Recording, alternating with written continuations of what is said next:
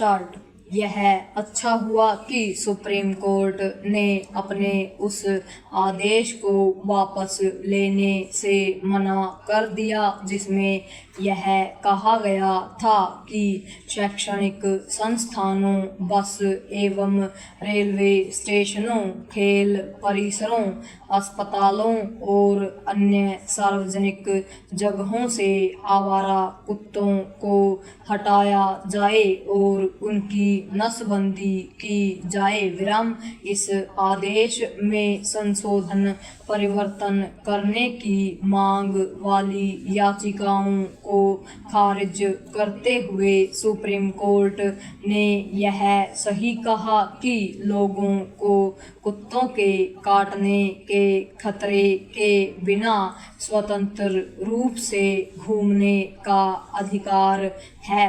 निसंदेह पशु प्रेमियों और विशेष रूप से डॉग लवर्स को सुप्रीम कोर्ट की यह सख्ती रास नहीं आएगी, पर आखिर ऐसे लोग इसकी अनदेखी कैसे कर सकते हैं कि आवारा कुत्ते आतंक का पर्याय बन गए हैं। हर दिन ऐसी खबरें आती हैं कि आवारा कुत्तों ने किसी बच्चे, महिला या बुजुर्ग को दौड़ाकर काट खाया। कुछ दिल दहलाने वाली खबरें तो ऐसी भी आती हैं कि आवारा कुत्ते किसी शिशु को नोचकर खा गए या फिर किसी दोपहिया वाहन वाले को दौड़ाने के चलते वह दुर्घटना का शिकार होकर या तो गंभीर रूप से घायल हो गया या फिर उसकी मौत ही हो गई। एक सच्चाई यह भी है कि रेबीज ग्रस्त कुत्तों के काटने से भी तमाम लोगों की जान जा रही है। साफ है कि ऐसी घटनाओं से मुंह फेर कर आवारा कुत्तों को हर जगह विचरने की आज़ादी चाहने वाले मानव जीवन की महत्ता समझने से इनकार कर रहे हैं। वे आवारा कुत्तों को हर जगह घूमने देने के तो पक्षधर हैं, पर उनकी देखभाल करने को तैयार नहीं। आखिर यह दोहरा मानदंड नहीं तो और क्या है? आवारा कुत्तों की समस्या केवल शहरों तक सीमित नहीं है। उनकी तेजी से बढ़ती आबादी कस्बों और गांवों के लोगों को भी आतंकित कर रही है।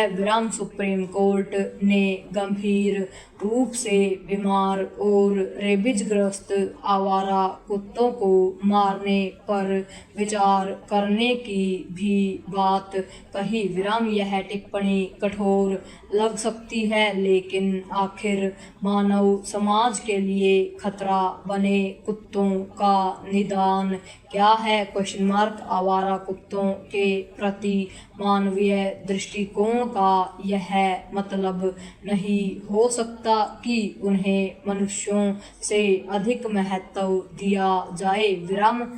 सुप्रीम कोर्ट ने यह दोहरा दिया कि उसके आदेश का पालन न करने वाले अधिकारियों पर कार्रवाई होगी, लेकिन यह ध्यान रहे कि हमारे नगर निकाय आवारा कुत्तों को नियंत्रित करने के मामले में अत्यंत चुस्त और संसाधनहीन हैं। यही कारण है कि सार्वजनिक स्थलों पर उनकी संख्या बढ़ती जा रही है और उनके काटने की घटनाएं बेतहाशा बढ़ रही हैं। उचित यह होगा कि राज्य सरकारें अपने स्थानीय निकायों को ऐसे संसाधनों से लैस करें जिससे वे आवारा आतंक पर काबू पा सकें। उन्हें आवारा कुत्तों के साथ साथ अन्य बेसहारा पशुओं को नियंत्रित करने के लिए भी सक्रिय होना चाहिए, क्योंकि वे भी समस्या बन गए हैं। पूर्ण विराम।